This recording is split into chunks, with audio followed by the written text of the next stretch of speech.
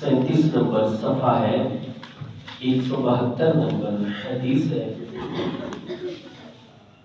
وعن جابر بن سامورہ، حضرت جابر بن سامورہ رضی اللہ عنہ سے روایت ہے، قال انہوں نے کہا صلیت مع النبی، میں نے نماز پڑھی نبی صلی اللہ علیہ وسلم کے ساتھ العیدین، عیدین کی، غیر مرہ ولا مرتين، ایک بار یا دو بار نہیں، مطلب کئی بار، بغیر اذان ولا اقامہ، بغیر اذان اور بغیر اقامت کے۔ روایت کس کو؟ مسلم نے، یہ صحیح مسلم میں 887 نمبر حدیث ہے۔ دراصل جو اذان ہے وہ روزانہ کی 6 اذانیں ہیں، فجر کی 2 اور باقی نمازوں کی 4، یعنی کہ جو 5 فرض نمازیں ہیں سمجھ لیں ان کی اذان، یا فجر کی آپ 2 اذانیں کہہ لیں، تو جمعہ بھی چونکہ ظہر کے وقت کا حساب سے آتا ہے اس کی اذان ہے،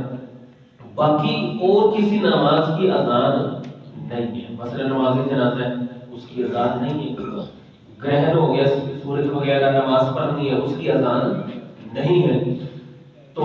اس کے علاوہ مثلا رات کا قیام وغیرہ کرنا اس کی اذان نہیں ہے۔ اب اس حدیث میں بھی حضرت جابر بن سمورہ رضی اللہ عنہ فرماتے ہیں